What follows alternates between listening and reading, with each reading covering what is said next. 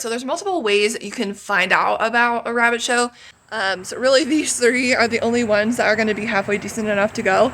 So I'm going to get the show comment cards ready to go.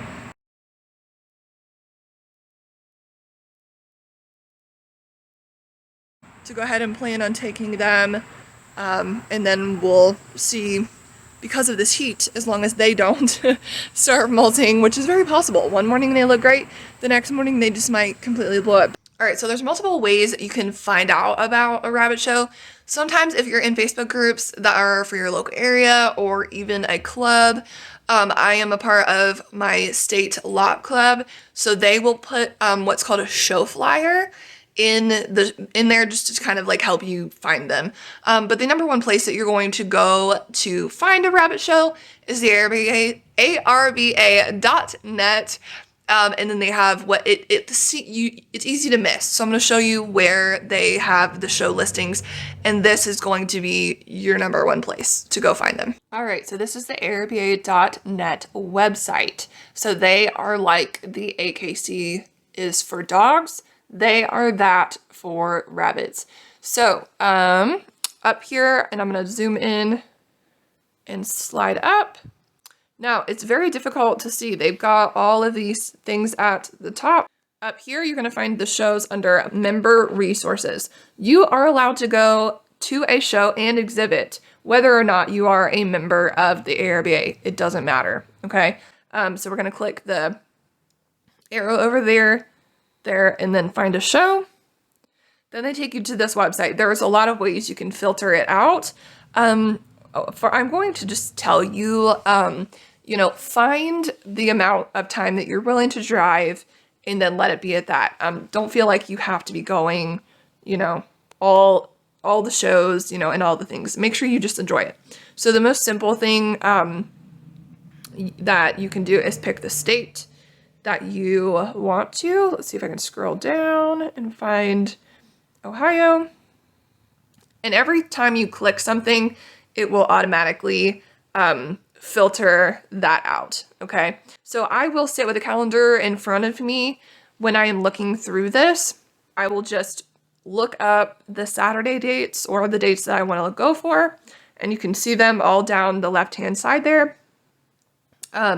And then I will just keep scrolling until I find, a date that works. And then I will look at, these are the cities right here. Then I will look at the show information type. So there are some that you have to watch. Now this one says all breed show. So that means that no matter what breed you have, if it's recognized by the ARBA, you can go to it. Now I want you to notice this here. I'm trying to make it a little bit bigger there, so that way you know what I'm looking at. All of these here that are within the frame, you can see at the bottom it says specialty breed show Dutch, specialty breed show New Zealand at the end. So some show listings will only be for a specific breed. See how it says specialty breed show Checker Giant? And then we scroll. See, there was only those two listings there. They're only having a Checker Giant show. So unless you have Checker Giants, don't bother showing up because you can't show, okay? So that's how you would make sure that you're not wasting your time. So let me go back to, so I can just run over what some of these things are. So see where it says go to the show? That's just giving you the location on maps so you can see where it's at.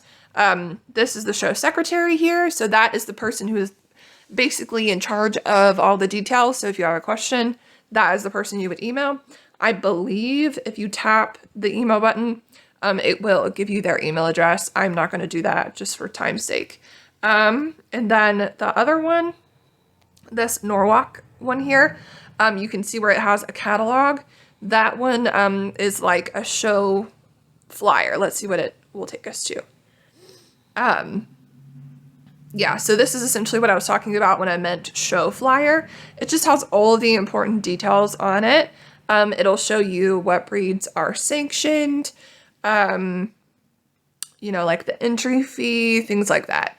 So that is also helpful to know when you are looking up a show. But if you're trying to just find it, find shows, this is the number one place that you are going to look. Okay, so when you are going to a rabbit show, this is a comment card.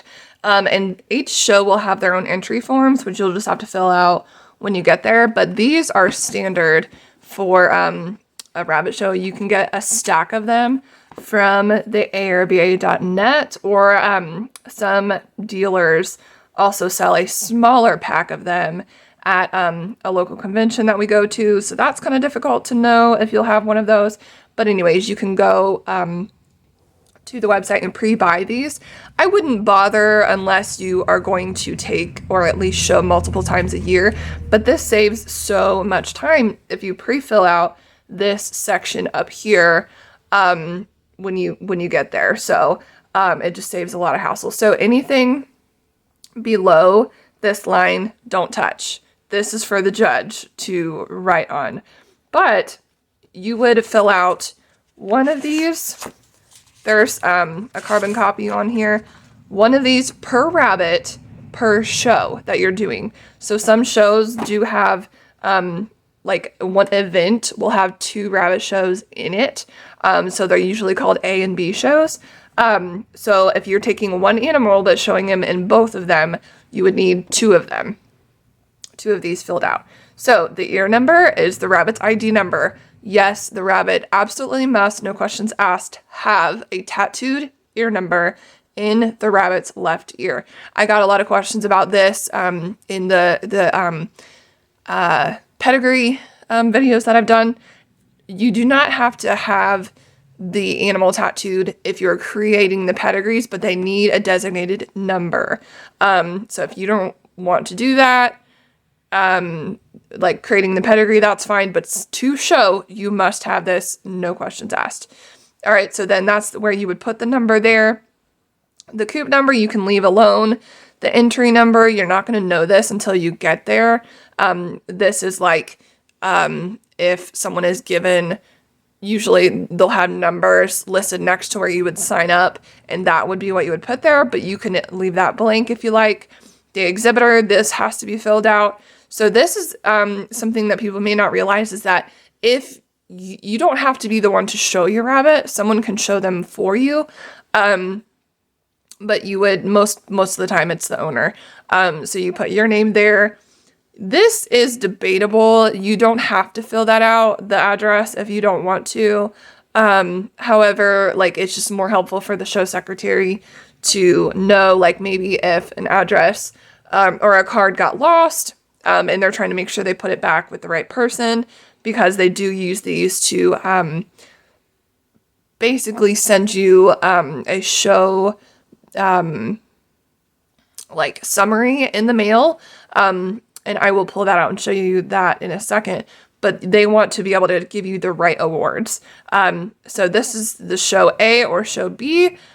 So usually people will mark that up here, but this could be actually the name of the show. But if you, like, again, like if they're having the show A or show B, you would put that there as well. The date, the breed, and then the variety. This would be different per breed. So French Laps are only shown through solids or broken patterns. So a solid is they have no white on their belly. And I will put a picture of a broken rabbit up here.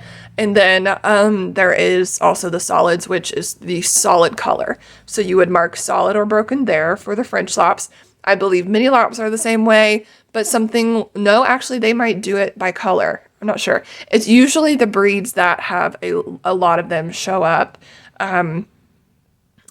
will then break it down by color as well. But that you would be required to know that based on your breed. So then you would circle if it's a buck or a doe. And then there is senior, which is over the 8 to 10 months. Or I'm sorry, the 8 to 6 months. So if they are 9 months, then they qualify as a senior. Okay. Then there is junior. So that's anything under 6 months. And then pre-junior, I believe, is 12 weeks. So like 3 months.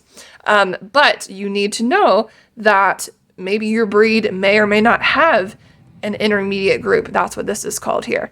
So the French Lops do, but there are some breeds that do not. So you need to be aware of that as well. And then some shows have Friar and Mute pens, and there is also a fur class. So you would circle that as well.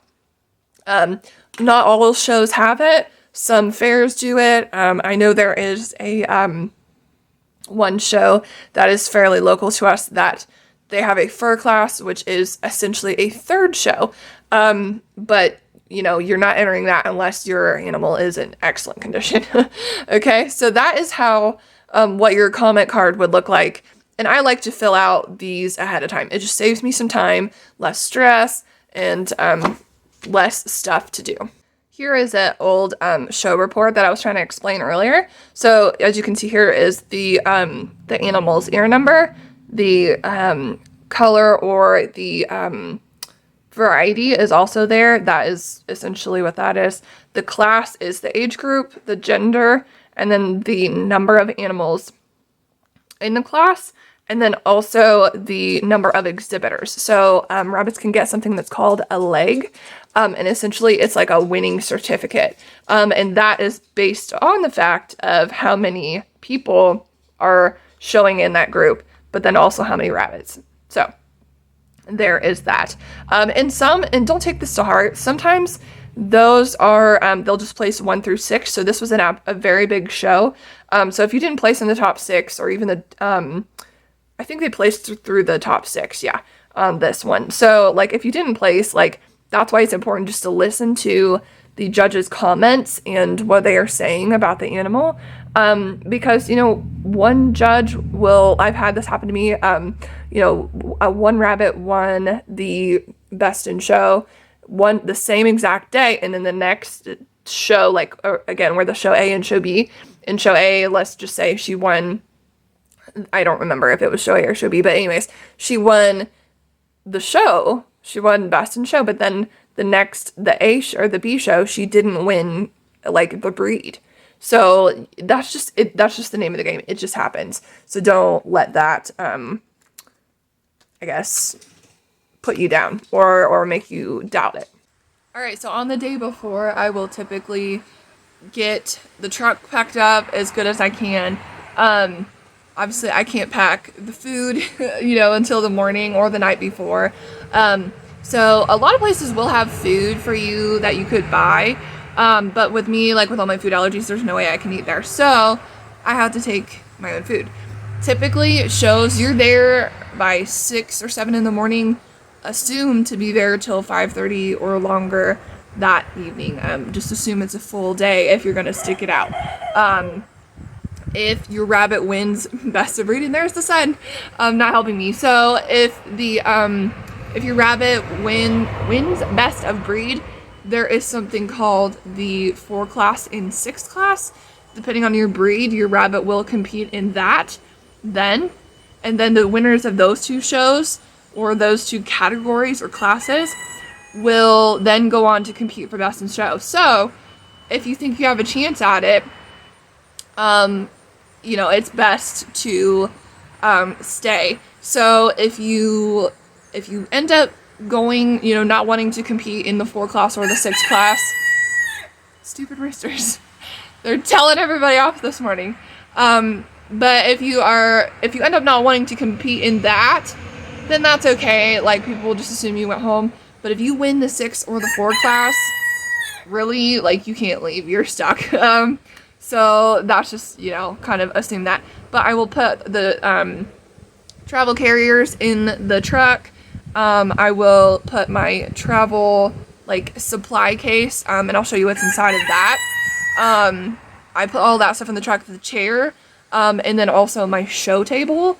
And essentially that's just a portable grooming table, because, you know, there is very limited space, so you cannot take, like, a card table or something bigger than that. You will tick off a lot of people. And so essentially the goal is to stay as condensed as possible, keep things small. I do have a cart that I put my stuff on, including the rabbits, and pull it. That's okay. So I will put all that stuff in the truck and have it ready to go. All right, this is what my show table or grooming table looks like. So I found this from a kid at a convention that had been dying to get one that just folds up together and you didn't have to like look underneath. And then you will just plop a carpet in there. There's 2 holders, you can, for your drinks, whatever. And then this turns and then you have a little box there. But yeah, so that is what a grooming table for a show that you take, that is standard. You can take any table, but just not super big. Okay, so this is a travel, it's called a suitcase, but it's made of this wire, see? And so that, I love it because that helps keep the junk, like the dirt doesn't collect in there, it just falls out. So this has a carpet very well stuck on here. So honestly, I may not even take that table in because I'm only taking 2 rabbits this year, or this show. But anyway, so that, you know, you could sit a rabbit on top of that. Trash bags for junk, nail clippers, a comb, a grooming stone. There are pens and stuff in there for that kind of thing. Messes happen, be prepared. There's just another trash bag thing. Sometimes if their eyes are a little dirty, this is easier to clean it and make it soft. The eye gunk soft if you have to. Hopefully that doesn't happen too often though. Blood stopper. This stuff is like a godsend. I love the gel better than the powder just because I feel like it works a lot faster. You never know, like you may never use it or you may never need it in there, but if you need to stop anything from bleeding, you or them, you know, you can't really do much without it. So that's really helpful. This is just for the shows where they're cooped shows. So essentially where you take your rabbits and put them in a small pen. Usually those are like conventions or something like that. That helps you clean it out. So if you want to use the scoop to get the rabbit turds out and the shavings and all of that good stuff. So I try and keep it very minimal. I don't want too much. The rabbits should be in good, decent condition before you even bring them. So we don't want it to be a huge ordeal if, you know, if it does not, you know, we don't want it to be a huge ordeal as far as grooming goes. We just want to show up, be able to do the job. Okay, so unexpected change of plans, and I'm really bummed about this. This is kind of goes into prepping for a rabbit show. The show that I intended to go to this weekend was pre-entry only. And the show flyer was not listed on the ARBA website. So this is another change of things that are starting to happen, probably because people realized, oh, this is kind of nice to have all the paperwork done ahead of time. But I didn't know that. So obviously I will be postponing the next show that I go to. And the next one is the following weekend, the 1st of October, and another one the 15th. But I emailed both show secretaries to see if there's a pre-entry deadline to where I could still show up the day of, or because most shows do have a pre-entry deadline and it saves you money on the entry fee. But that's fine, but then like some of them were only pre-entry, like you couldn't even enter the day of. So the one thing you can do is look for the group, or like a lot of them are some sort of association, like the one is the Highland County something association or whatever. So I looked them up on Facebook, found their Facebook page. That is how I found their show flyer. Essentially it's just a single document with all the information on it, and it said pre-entry only. So I wasn't thrilled. So that is how you can find that information out. Check into that now. I didn't realize that was starting to become a thing, but I've been out of the game for 2 years, and haven't really bothered to look up too much beyond the dates. So live and learn. So I checked both of them, got response back from show secretary number 1. So that show is a go. I will probably enter for it, because it saves $2 per entry fee. Usually the entry fees they used to be about $2.50 to $3. Now they're around $4 to $6. the pre-entry is $4 and the day of entry is $6. So that will save me $2 per show per animal. So that adds up quite a bit when you take multiples. So anyways, I think I will, yeah, that's just something we're gonna have to just start doing, is digging a little deeper and not assuming that you can just show up the day of anymore, unfortunately.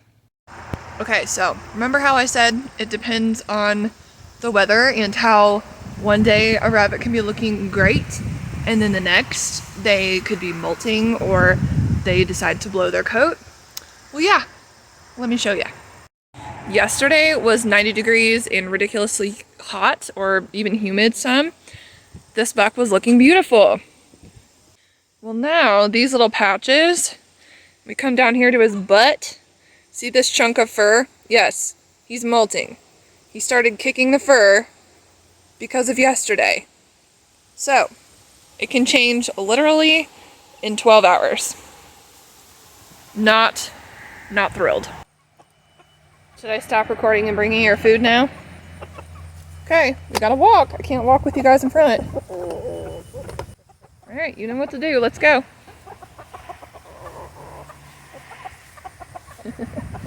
I finally got them to realize, don't crowd me when I'm trying to bring you your food.